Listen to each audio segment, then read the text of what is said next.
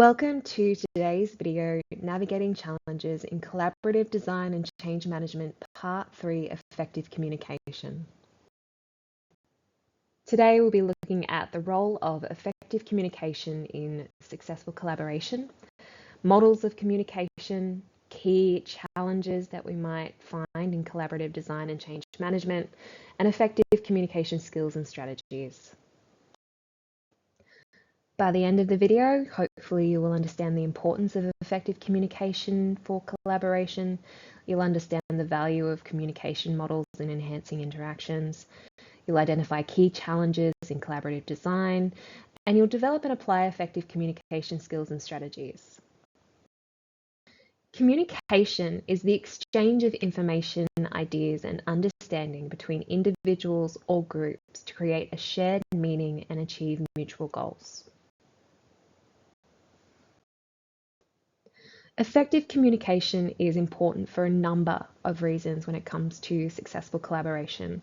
Firstly, it helps to establish clear expectations. It means that everybody knows what they're doing and what they're working towards. Secondly, facilitating knowledge sharing. Thirdly, building trust and transparency. So honest communication builds trust and it makes it easier to collaborate.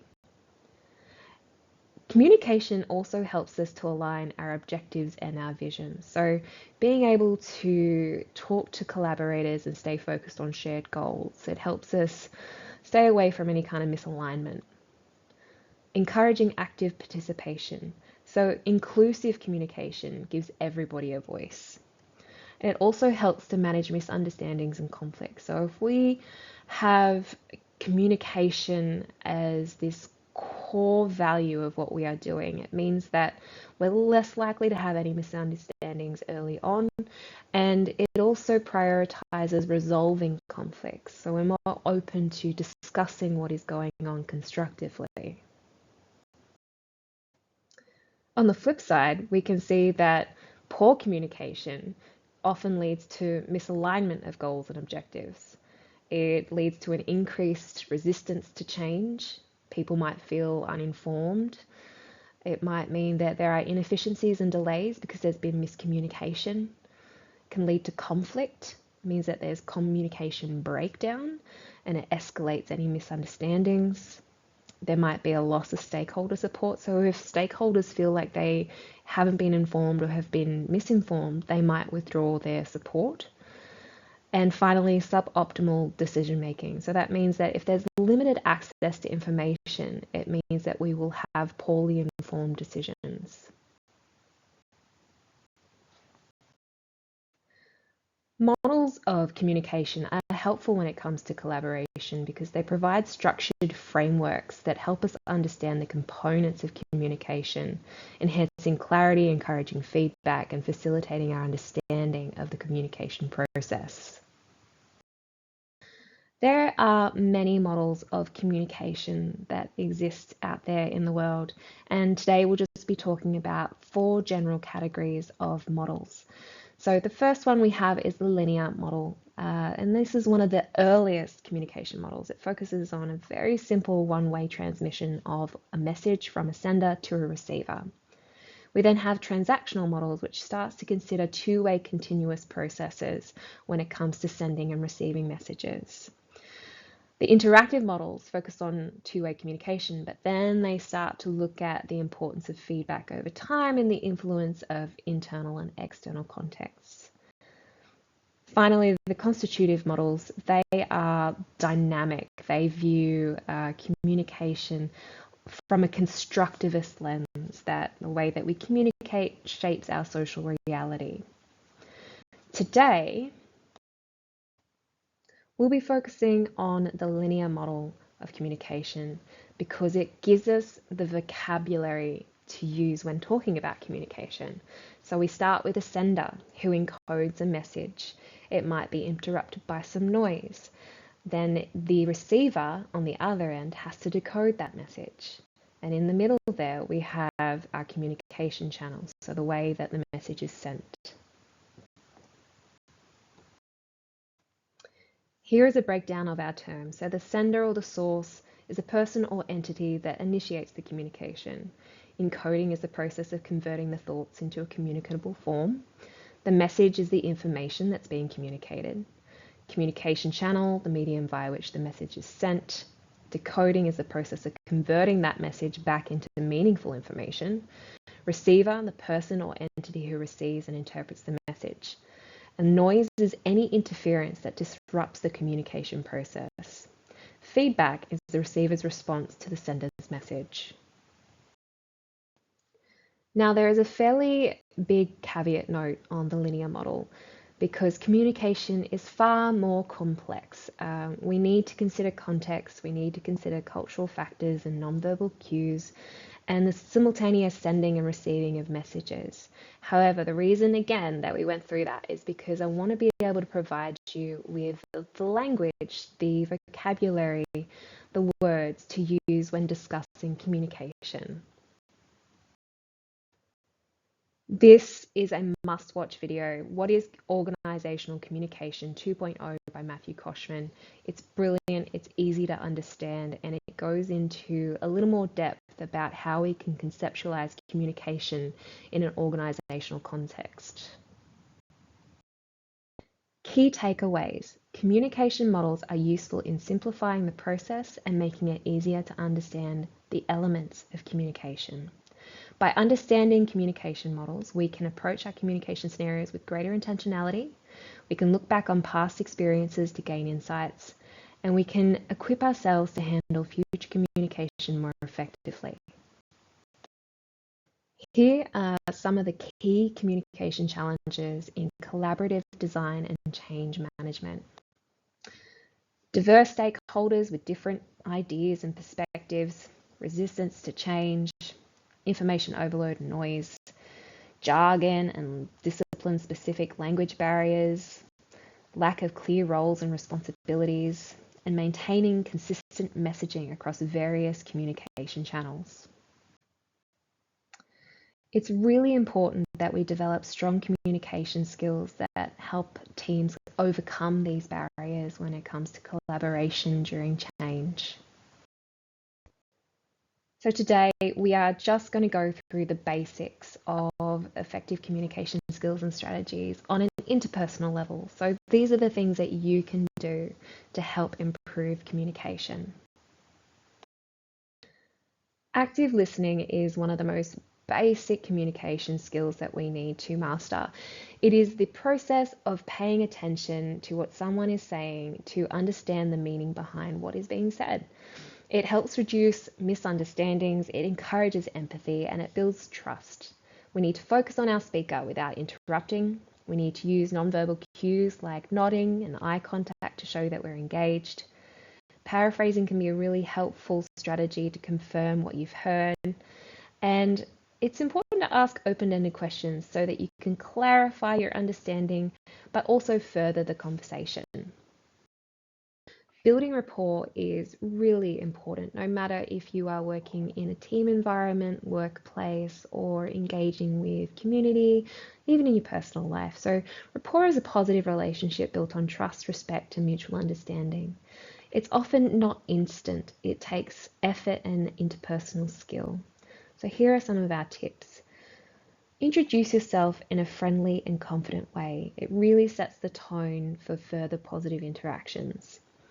Actively listen, show genuine interest, ask engaging questions, and show warm, non-verbal cues.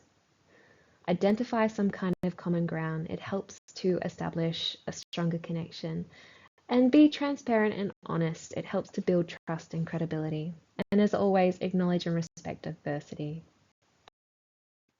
Clear messaging. It sounds simple, but often it's difficult to nail down. So clear messaging is about communicating ideas and information in a straightforward way that helps people understand, it reduces errors, and accelerates decision making. Our key tips: be concise. Convey your message in as few words as possible while retaining clarity. Avoid jargon. Prioritize your key messages. Use visual aids and provide specific examples that are relevant to your audience to illustrate your point. Tailor your message to your audience. Adjust the tone, the style, the content of your communication to suit the needs of different audience groups. So key tips: always identify the audience's background. Make sure that you take this into account when choosing the language, when choosing the appropriate communication channels. You also want to highlight the most relevant issues aligned with their interests or their roles. And again, be mindful of cultural differences or communication preferences. It is important to select the most effective medium for conveying a message based on both the context and the audience. So here are some key tips. Identify potential communication channels. So this might be channels that are already used, that are often used, but we also want you to have a look at the ones that are uncommonly used. Understand the strengths and limitations of each of these channels. Consider the urgency, formality, and complexity of the message. Make sure the channel aligns with the audience's preference and needs. And if the message is critical, use multiple channels to make sure that the message is delivered. Anticipate noise, be prepared for potential distractions. So we want to identify potential sources. They might be specific to your communication channels, it might be specific to your audience, or maybe specific to the context. Make sure you simplify the message so that it withstands disruption. Use redundancy, repeat your key points, or repeat the message using different communication channels just to make sure that the message is received. And finally, ask for feedback. So ask your audience, have they received the message? More broadly, from an organisational point of view, it's so important to foster an environment where people feel comfortable engaging in open dialogue and feedback. So psychological safety is key. You also need to establish regular opportunities for feedback. So structure this into meetings, surveys, it might be policies. Make sure there are pathways for feedback. Respond to feedback constructively. So we want to make sure that we take action where we can. We want to reward that feedback. We want to be able to reinforce that this is a behaviour that we want to see continued in our organisation. We also need to ensure that dialogue is inclusive and all voices are heard.